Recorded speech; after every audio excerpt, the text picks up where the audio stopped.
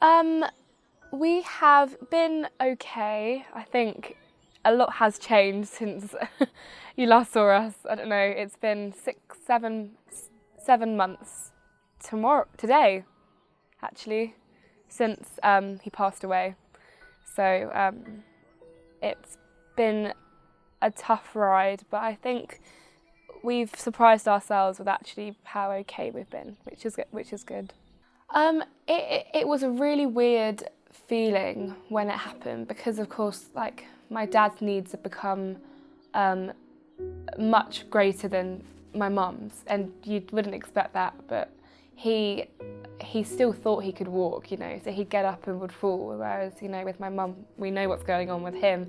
He was so unreliable, and because he wasn't in his right mind, he didn't know what he was doing, he was confused. And so actually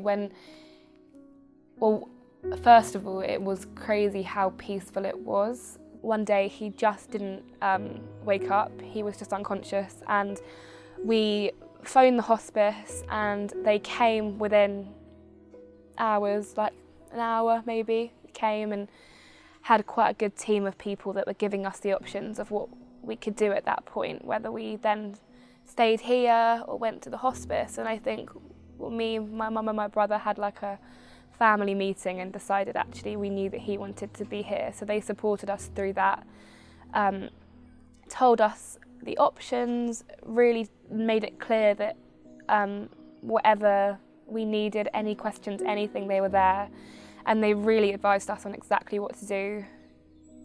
It happening here meant everything was so much easier to cope with.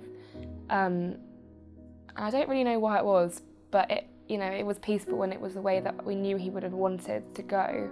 It's probably quite clear from the footage, which I guess I only could really realise when I watched it back, was actually how central my dad was in those happy moments. Like, he just never took himself too seriously, and actually it meant that we could laugh with him a lot and actually realise, you know, my mum and my dad would like just bounce off each other and what they found funny. And I suppose we've lost that like point of the square. I guess it doesn't always add up now, but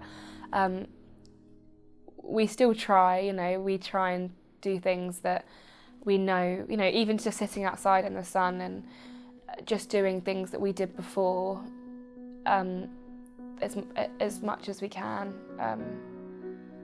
Now we don't have someone to kind of have to look after my dad. It's meant that we can all go out and do stuff with me, my brother and my mum. We can all go out and do stuff together, which was difficult before because my dad wouldn't want to. So now at least we get that quality time as a 3, but that doesn't make up for the fact that it's not a 4.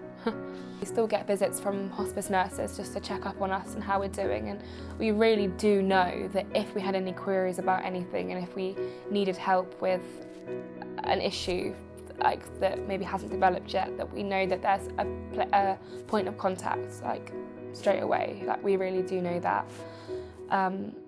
With the counselling, I know that option's always there. My mum knows that option's always there.